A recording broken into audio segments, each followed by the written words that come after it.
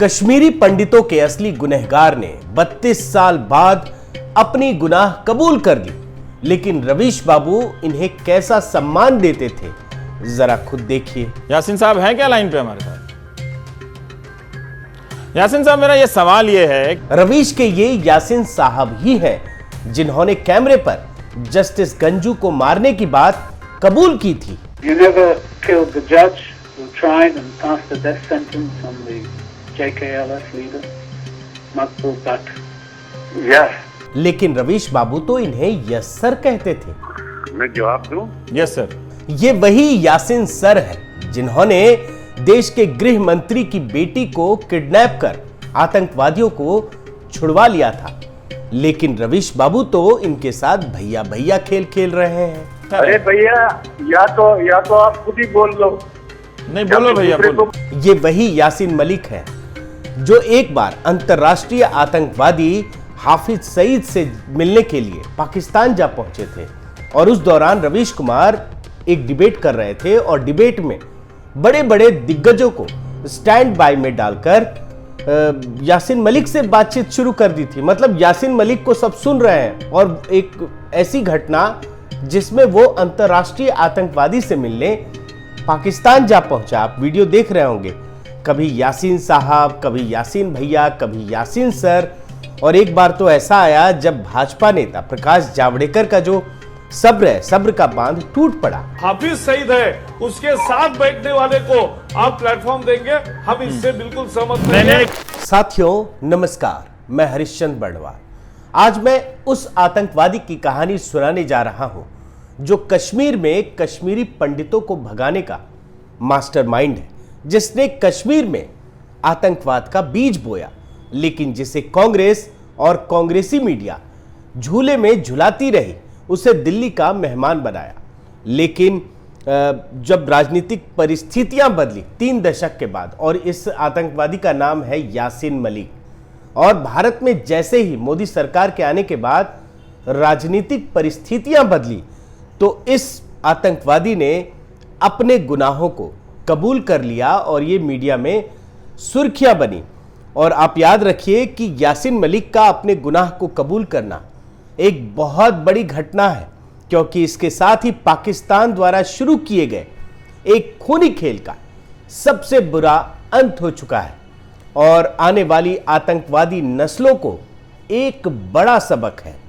अब याद रखिए कि यासीन मलिक वो आतंकवादी है जो पाकिस्तान से पैसा और विस्फोटक लेकर जम्मू कश्मीर में आतंकवाद को बढ़ावा देता था, और इसी साजिश को आगे बढ़ाने के लिए उसने 1990 के दशक में कश्मीरी पंडितों के दिलों में गोलियों का भय पैदा करके उन्हें भगाने के लिए मजबूर कर दिया। और ये तो आप कश्मीर फाइल्स फिल्म में भी देख चुके हैं। यासीन मलिक ने सिर्फ कश्मीरी पंडितों को ही नहीं भगाया, बल्कि आतंकवादियों को छुड़ाने के लिए उस समय के देश के गृह मंत्री मुफ्ती मोहम्मद सईद की बेटी रुबैया सईद को किडनैप कर लिया।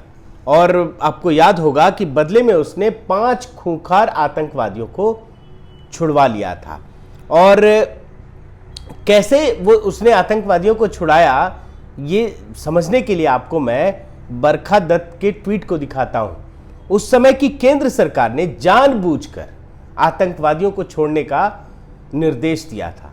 मतलब ये संभव था कि गृह मंत्री की बेटी को छुड़ा लिया जाता और आतंकवादियों को सरकार नहीं छोड़ती, लेकिन सरकार की मंशा ही कुछ और थी। ये आपको इस ट्वीट से पता चलेगा। और यही नहीं, यासीन मलिक ने एयरफोर्स के 4 अधिकारियों की निर्मम हत्या कर दी, और ये बात उसने दशकों पहले कैमरे पर खुद कबूल भी की थी। आप ये वीडियो देखिए। You are accused by the Indians as being involved in it. Why do you laugh about that?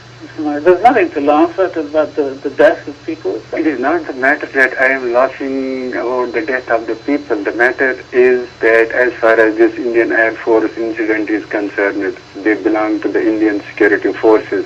लेकिन इसके बाद भी कांग्रेसी सरकारों ने उसे मेहमान बना के रखा, उसे पूरा सम्मान दिया। उसे आप इस पूरे वीडियो में देखेंगे कि क्या क्या कांग्रेसी सरकारों ने किया है।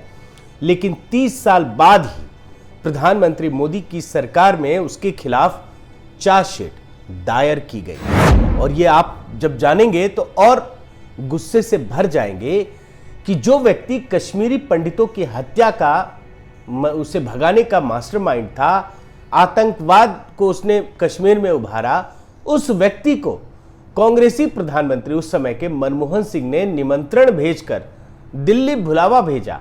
और आप ये रिपोर्ट भी देखते चले जाइएगा।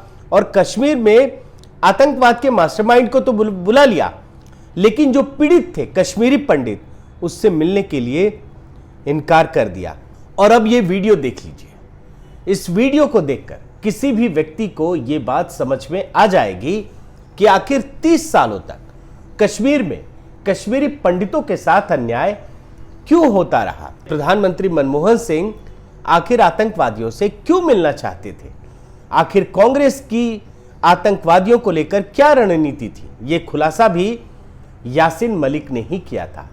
यासीन मलिक ने जो बताया, और इस रिपोर्ट के अनुसार मनमोहन सिंह पाकिस्तान के आतंकवादियों से सीधे बात करना चाहते थे। और कश्मीर फाइल्स फिल्म में भी तो यही चीजें बताई गई हैं, दिखाई गई हैं कि कैसे कांग्रेस और अलगाववादी एक साथ काम कर रहे थे। और आप रिपोर्ट को सिलसिलेवार तरीके से देखते हुए समझते चले जाइए कि कांग्रेस के नेता पीसी चाको ने भी यासीन मलिक का खुलकर बचाव किया था, उसे मतलब बढ़ावा दिया था। यासीन मलिक का समर्थन करने के लिए उसने उसकी तुलना प्रज्ञा ठाकुर से कर दी। और यह भी याद रखिएगा कि कांग्रेस ही नहीं बल्कि उनका पूरा लेफ्ट लिबरल इकोसिस्टम आतंकवादियों और अलगाववादियों के साथ खड़ा रहा। और खड़ा ही नहीं रहा बल्कि उन्हें मीडिया में यूथ आइकन की तरह पेश करता रहा। और इसमें एक बहुत बड़ा नाम है अरुंधति रॉय का, बुकर प्राइज वाली, जो कि यूपीए सरकार के समय एक बहुत बड़ी इंटेलेक्चुअल मानी जाती थी। और यासीन मलिक के साथ इनकी दोस्ती के तो क्या कहने। अरुंधति रॉय और यासीन मलिक में इतनी गहरी दोस्ती क्यों थी, इसका जवाब आपको अरुंधति रॉय की इस सोच में मिलेगा। आप जरा उनका ये बयान सुनिए। Kashmir has never been an integral part of India. Kashmir has never been an integral part of India. 2014 तक जो मीडिया कांग्रेस और लेफ्ट लिबरल सिस्टम का डार्लिंग हुआ करता था, अब उसका भी चेहरा देख लीजिए। इंडिया टुडे ने मार्च 2008 में यासीन मलिक को अपने कॉन्क्लेव में बुलाया। और देखिए कि किस प्रकार से उसका महिमा मंडन किया गया, क्या क्या नहीं कहा गया। देखिए ना, सेक्युलर सेपरेटिस्ट मूवमेंट, मतलब पूरी की पूरी ये लिखी हुई आप देख लीजिएगा। और इसका परिचय देने वाला कोई छोटा मोटा शख्स नहीं था। इंडिया टुडे क्या ना कराए। आप ये भी देख लीजिए कि ये चेहरा तो आप पहचानते हैं, लेकिन इसमें मैं आपको ले जाना नहीं चाहता हूं। यही यासीन मलिक, जिसे India today secular separatist leader कह रहा है, वो व्यक्ति पाकिस्तान में जाकर सबसे बड़े आतंकवादी हाफिज सईद के साथ मिलता है। और एनडीटीवी में उसका उसी प्रकार से महिमा मंडन होता है जैसा इंडिया टुडे ने किया। और रवीश कुमार के साथ क्या बातचीत हुई ये तो मैं आपको ऊपर दिखा ही चुका हूं। दिल्ली के खान मार्केट गैंग ने यासीन मलिक को अपने सिर आंखों पर बिठा रखा था। अब आज की जो एडिटर्स गिल्ड ऑफ इंडिया की अध्यक्ष है सीमा मुस्तफा, उन्होंने एक बार न्यूज एक्स चैनल पर पाकिस्तान की रहने वाली उसकी प्रेमिका मुसाल यासीन मलिक का इंटरव्यू लिया था। और इसमें उसकी प्रेम कहानी को चाशनी में डुबो डुबो कर पेश किया गया, मतलब उसे हीरो की तरह पेश करने की कोशिश की गई। और याद रखिएगा कि Seema Mustafa Editors Guild of India की अध्यक्ष है और आज भी बनी हुई है। मतलब जिस व्यक्ति की यासीन मलिक के साथ इस प्रकार का वीडियो हो, वो एडिटर्स गिल्ड को कंट्रोल करता हो, उसका अध्यक्ष हो, तो देश की मीडिया का क्या हाल होगा ये आप अंदाजा भी लगा सकते हैं। और इसके अलावा एक पत्रकार राहुल पंडिता ने यासीन मलिक की प्रेम कहानी और प्रेमिका पर ओपन मैगजीन में एक लंबा चौड़ा लेख ही लिख डाला और इसमें यासीन मलिक को सताया हुआ व्यक्ति साबित करने की कोशिश की। आप ये समझते चले जाइएगा। और ऐसे व्यक्ति को जिसे सरकार ने, लेफ्ट लिबरल मीडिया ने अपने गोद में बिठा रखा था, उस व्यक्ति का कश्मीरी पंडित हर जगह, हर फोरम पर विरोध करते रहे। लेकिन ना तो सरकार ने, ना ही मीडिया ने और ना ही न्यायालय ने, किसी ने कश्मीरी पंडितों की सुध नहीं ली। लेकिन साल 2014 के बाद जब केंद्र में सरकार बदली और मोदी ने प्रधानमंत्री पद की शपथ ली, तो उन्होंने सबसे पहले JKLF, जो यासीन मलिक की संस्था है ना, उसको बैन कर दिया। और मतलब यहां से एक बहुत बड़ा बदलाव शुरू होता है और खुलकर आतंकवाद को स्वीकार कर चुके यासीन मलिक को जेल की सलाखों में पहुंचा दिया, जिसे पिछले 30 सालों तक कोई सरकार छू तक नहीं पाई थी। आज यासीन मलिक जेल में है और कश्मीरी पंडित, जिसे हर कोई दरकिनार कर चुके थे, कोई उसकी बात को नहीं सुनते थे, उन लोगों को इस बात का हौसला मिला है कि वो अपने ऊपर किए गए जुल्मों को, इस बात के लिए सुप्रीम कोर्ट में जा सके। सुप्रीम कोर्ट में उन्होंने याचिका दायर की है और अपने न्याय की मांग कर रहे हैं। इसमें यासीन मलिक और फारूक अहमद डार उर्फ बिट्टा कराटे के खिलाफ याचिका दायर की गई। साथियों, आज देश को 30 सालों के बाद राजनीतिक शक्ति का एहसास हो रहा है। जब हम और आप प्रधानमंत्री मोदी के कार्यों को देखते हैं तो यह एहसास नहीं हो पाता है कि वो कितना बड़ा कार्य कर रहे हैं। लेकिन जब आप पिछली सरकार की कारस्तानियों को देखते हैं तब यह पता चलता है कि आखिर इस देश में, इस देश के निर्माण में, आतंकवादियों के खिलाफ लड़ाई में प्रधानमंत्री मोदी का योगदान कितना बड़ा है। बहुत बहुत धन्यवाद।